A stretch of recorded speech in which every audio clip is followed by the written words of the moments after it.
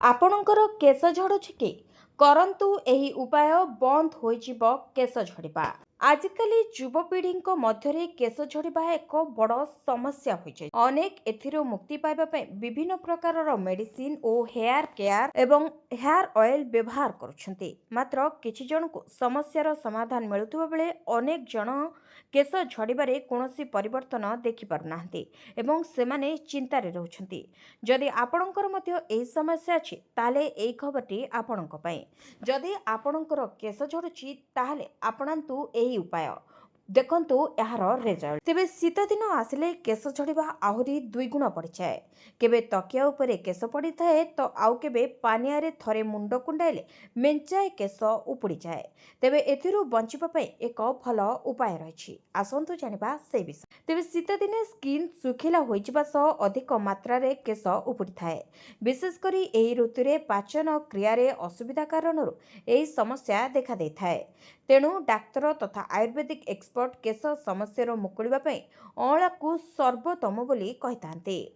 ତେବେ କ'ଣ ରହିଛି ଏହି ଅଁଳାର ଉପକାରିତା ଏବଂ ଏହା କିପରି କେଶ ଝଡ଼ିବାକୁ ନିୟନ୍ତ୍ରଣ କରେ, ଚାଲନ୍ତୁ ଜାଣିବା। ତେବେ ଅଁଳାରେ ପ୍ରଚୁର ପରିମାଣରେ ଭିଟାମିନ୍ ସି ମହଜୁଦ ରହିଛି, ଯାହାକି କେଶରେ କୋଲାଜେନ୍ ପ୍ରଡକ୍ସନକୁ ବଢ଼ାଇଥାଏ। ଫଳରେ କେଶ ଝଡ଼ିବା କମିଯାଏ ଓ ନୂଆ କେଶ ଉଠିଥାଏ। ତେବେ ଅଁଳା ଉଭୟ କେଶ ସମସ୍ୟାରୁ ମୁକ୍ତି ଦେବା ସହ ପାଚନ କ୍ରିୟାକୁ ମଧ୍ୟ ଠିକ୍ ରଖିଥାଏ। ଅଁଳା କେଶକୁ ମୂଳରୁ ମଜବୁତ କରିଥାଏ। ତେବେ ଶୀତ ଦିନେ ଖାଇବା ପରେ ଖାଦ୍ୟ ହଜମ ହେବା ପାଇଁ ଅପେକ୍ଷାକୃତ ସମୟ ଲାଗିଥାଏ। ପାଚନ ପ୍ରକ୍ରିୟା ଧୀର ହେବା ଫଳରେ ବଦହଜମୀ ଓ କୋଷ୍ଠକାଠିନ୍ୟ ଭଳି ସମସ୍ୟା ଦେଖାଦେଇଥାଏ। ତେବେ ଏହି ସମୟରେ ଶରୀରକୁ ଠିକ୍ ଭାବେ ପୋଷଣ ମିଳେ ନାହିଁ, ଫଳରେ କେଶ ଅଧିକ ଝଡ଼ିଥାଏ। ତେବେ ଯଦି ଆପଣ ଅଁଳାକୁ ସଠିକ୍ ଭାବରେ ବ୍ୟବହାର କରନ୍ତି ତେବେ ଏହାଦ୍ୱାରା କେଶ ସମସ୍ୟା ଦୂର ହୋଇପାରିବ। ତେବେ ଅଁଳାକୁ କିପରି ବ୍ୟବହାର କରିବେ, ଆସନ୍ତୁ ଜାଣିବା। 1 ଗ୍ଲାସ ପାଣି ନିଅନ୍ତୁ, ସେଥିରେ 1 ଚାମଚ ଲୁଣ ଓ ଚିମୁଟାଏ ହଳଦୀ ମିଶାଇ ଦିଅନ୍ତୁ। ପରେ 2ଟି ଅଁଳା ଆଣି ଛୁରୀରେ ଟିକି ଟିକି କରି କାଟି ଏହାକୁ ସେହି ଗ୍ଲାସରେ 3 ରୁ 4 ଦିନ ପାଇଁ ସେହିପରି ଛାଡ଼ି ଦିଅନ୍ତୁ। ପରେ ଏହାକୁ ନିଜ ଡାଏଟରେ ମଧ୍ୟ ଆପଣ ବ୍ୟବହାର କରିପାରିବେ।